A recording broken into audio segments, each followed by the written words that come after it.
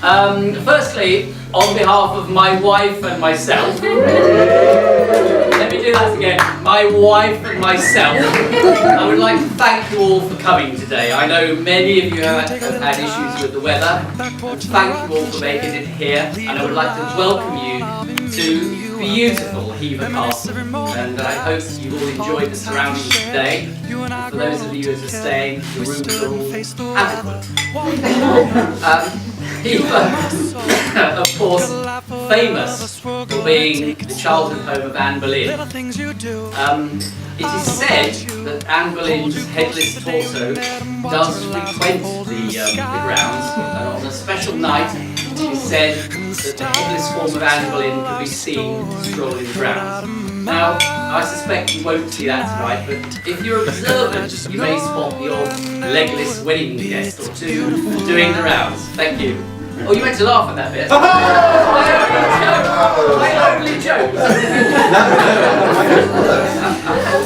Now, I would like to thank the staff of Hever for doing a splendid job today, and I think you'll agree we've had a splendid meal. I would like to thank Dante, who already, probably at this moment, is nearly 25, heading up the lift, and I think he did a splendid job entertaining us today. I would also like to say a special thank you to Yvette, who has been absolutely wonderful today. Thank you so much, Yvette, and Yvette.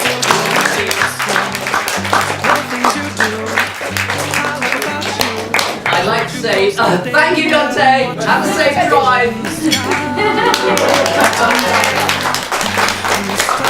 We've already ordered it on Amazon. His CD is available to anyone who's interested.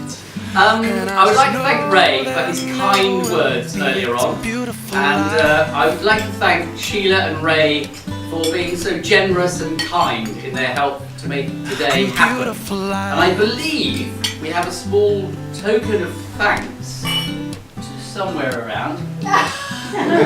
So we've got one for Ray anyway.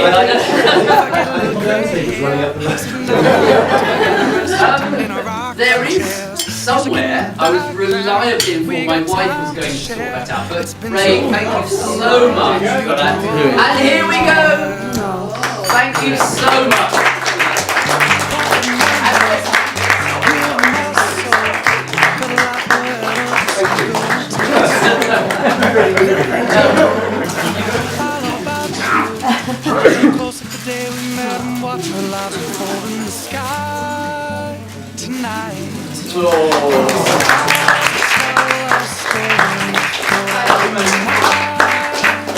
I would also like to thank Sheila Ray's broader family for making me feel so welcome into the family, and I would like to thank everybody for just accepting me as I am. I joined Mark A and Mark B. Isn't it such a tragedy I'm not called Mark C? You just knew that joke was coming, didn't you? In being married to one of the Solly girls. The Solly girls, of course, known variously as three of the most gorgeous women to grace the planet, two rather expensive to run.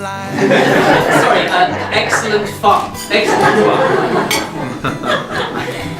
I should also, of course, I look forward to meeting the rest of the family, most of whom actually I have met today, and it's been a pleasure to meet you all. I'd also like to thank members of my own family, Peter and Joe, for always being there for us both and providing us with a bolt hole to escape when we need to. Thank you. And I would like to say a special thank you to James, Charlie and Georgia, who have unreservedly, I'll do that again, unreservedly, have fully accepted Lisa into the family and welcomed her and made her a complete part of the family. So thank you, all three of you.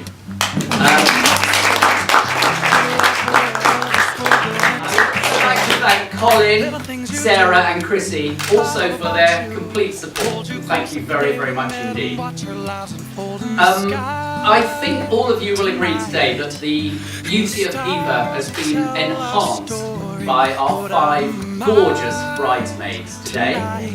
And I would like to thank Emily, Becky, Jemima, Isabel and Georgia for helping support Lisa through the day and keeping her at all times cool, calm and collected. To the point where I couldn't talk. I would also like to thank our handsome ushers, James and Charlie, who got the ceremony off to a silky smooth start. And I would like to express my thanks. Now, at this moment, and I've always wanted to do this, I would pray, ladies and gentlemen, charge your glasses and be upstanding as I propose a toast. Oh, come on, it's not that bad. My God, it's actually not big, so. To the bridesmaids and the ushers.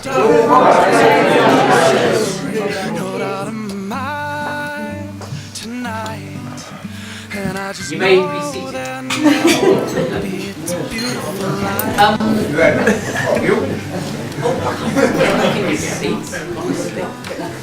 The ceremony today I personally found very moving indeed. The setting was amazing, and Lisa and I did spend quite a bit of time trying to choose adequate wording and choose readings that were appropriate.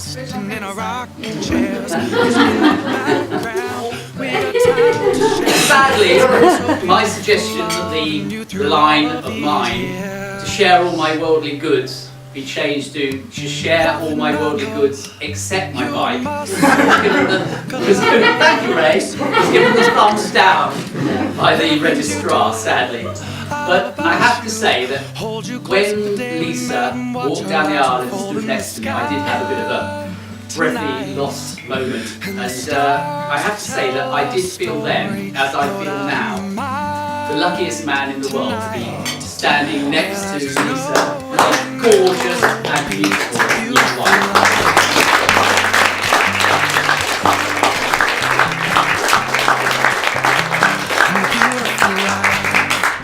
I would like to thank also my best man, Simon. Simon, who has been... He's not that funny, really. consistently been there over the years, and as a qualified psychologist, his advice has been consistent and never wavering. Drink heavily is his constant advice, which I have diligently tried to adhere to, and probably most times, another line gone, sorry. And I've tried to stick to that advice through the years. I would also like to thank him on behalf of the magnificent seven who went to the stag do, for bringing us home safely against all expectations on this part of the table and getting us all home completely unscarred. Except for my little rather nasty allergic reaction, which still troubles me slightly as a result of Rudolph, the rather spectacular and impressive stag jumper, complete with stag's head, antlers and flashing lights.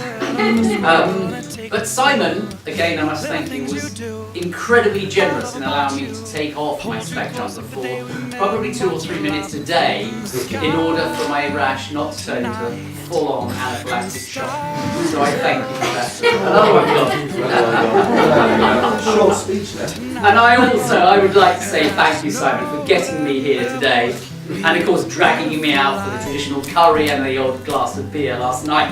And I'm still standing here, which I find amazing. Sadly, very sadly indeed, due to the fact that I've nicked most of his jokes and that he has terrible problems remembering places, people, events, and particularly people's names, and especially mine, Simon won't be able to deliver his speech tonight, which is a terrible shame. So, well, okay, it was worth a try,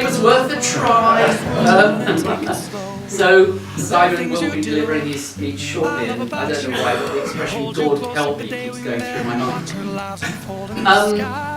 To finish with, I would like to say thank you again on behalf of my wife and I for coming today, and I hope you have a splendid day. I know we certainly are, and I hope you thoroughly enjoy yourselves, although the next 10 minutes may be a bit of a tester for you.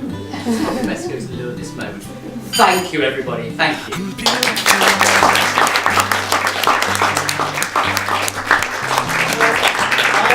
I have the envious commendable task of toasting the bride and groom. But before I do that, I also have the opportunity of gently lambasting my best friend. Well, I say best friend because, frankly, after this, it will be touch and go.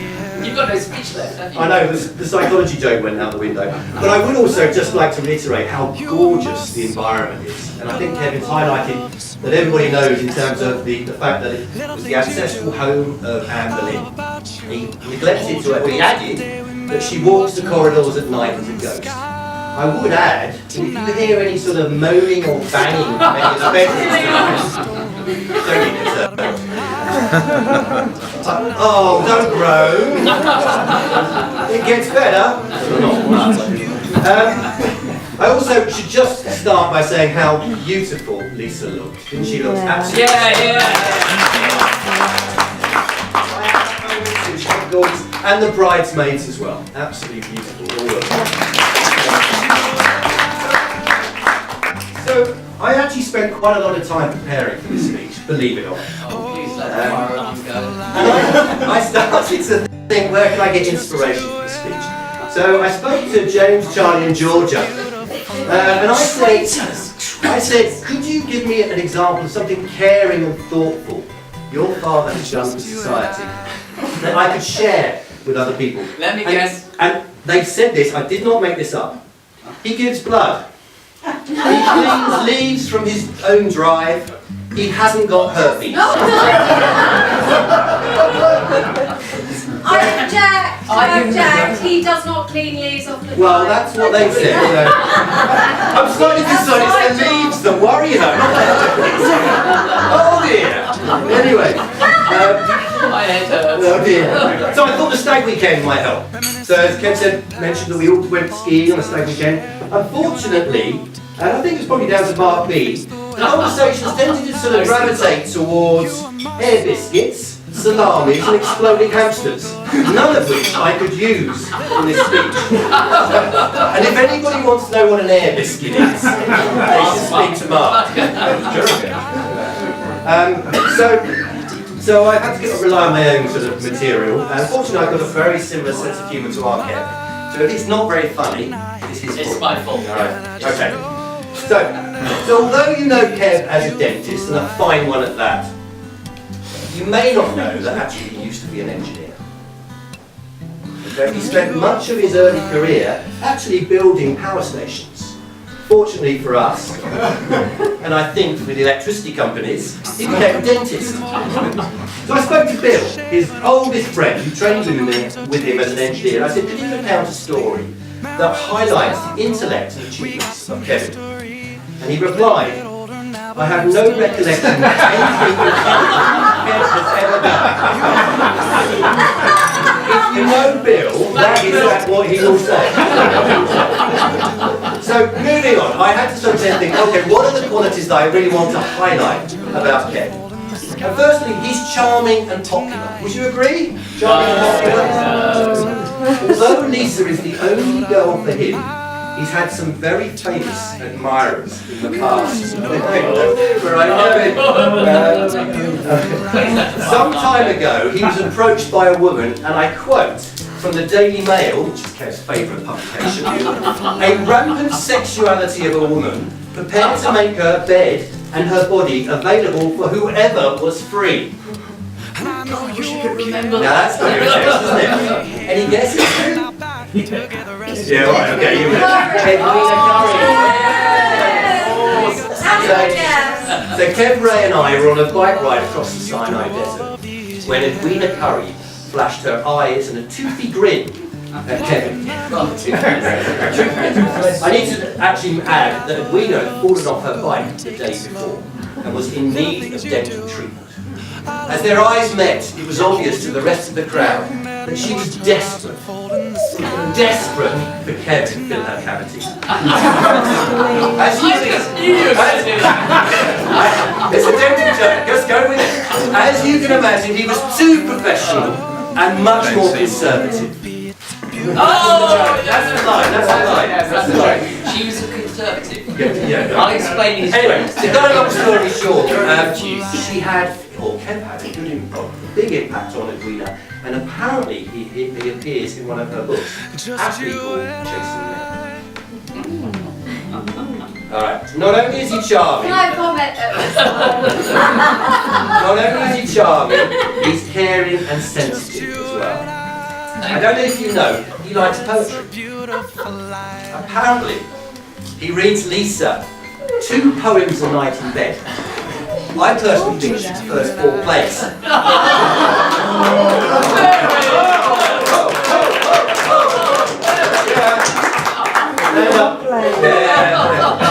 Well, let's be honest. Personally, I think all this poetry stuff is a bit sort of wussy.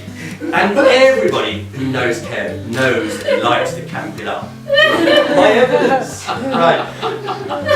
My evidence, blood. He comes from Brighton. He holds Eurovision Song Contest parties. He's played an old queen in the Benetton play. She wasn't that old. And he pouts a lot, photographs. I noticed. Ask a vet, she'll know. My kids actually thought when we went away on holiday that they had a special daddy, like Elton John and David Furnish. It's a bit like, I'm so sorry. I won't invite him again. even his own kids, when I asked them, and I did ask them, what's the most embarrassing thing your dad does? And they said, listen to ABBA. I rest my case. I'm crying. I didn't nick all of your jokes. You had loads No, but I just got to find where I am now. All right. So, in all seriousness, and don't worry, he is an action man. Yes. So not is he charming, sensitive, caring, he does like action.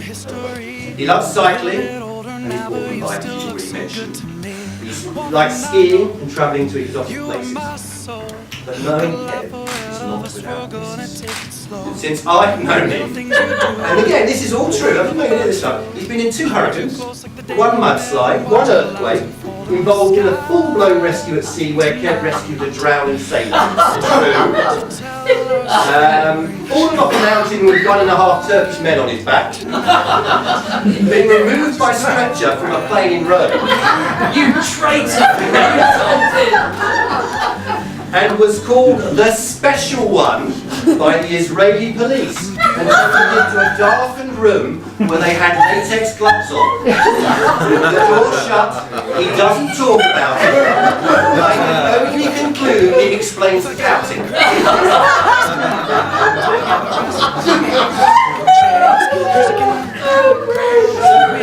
So life with Kev is never dull. And Lisa, I know you're planning 2 weeks in the Maldives, but I suggest Morecambe Bay might be.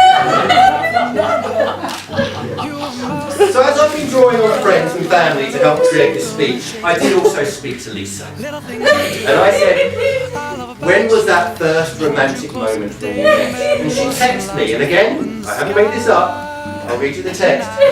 We met for the first time over a painful wisdom tooth. The bastard held me down without sedation and ripped it out.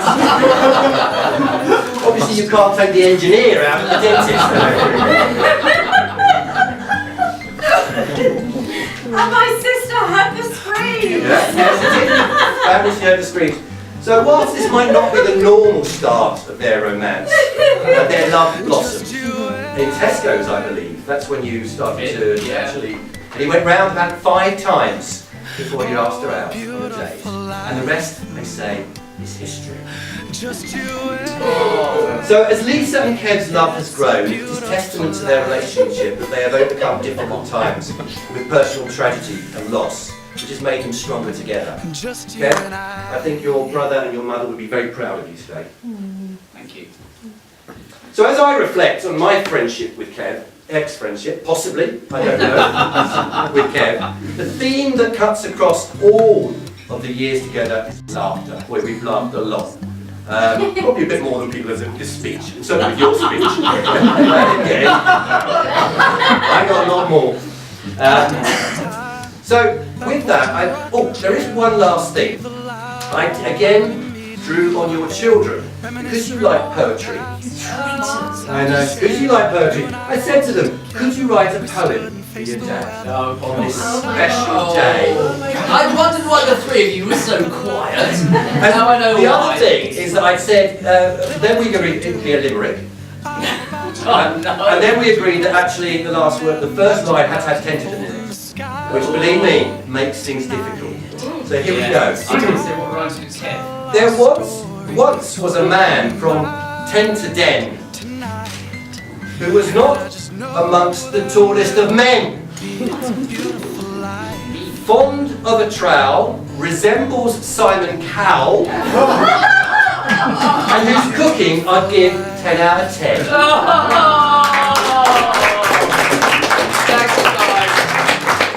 So I would like to propose a toast to the bride and groom, and I would like you all upstanding, and I would like to say, with happiness, laughter, love and health, to Lisa and Kev. Lisa and Kev. Oh, that was lovely. Thank you. There is just one last thing. Oh, is Elvis in the house? Now there was one last thing. Did you notice in the speech? What did I say was the most embarrassing thing the kids said he did? ABBA! Hit it!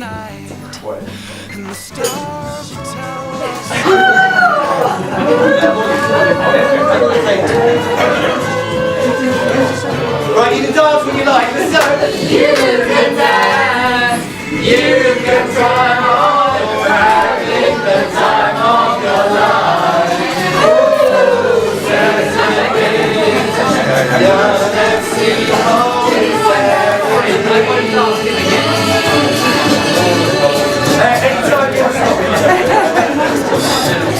All right, ladies and gentlemen, thank you very much.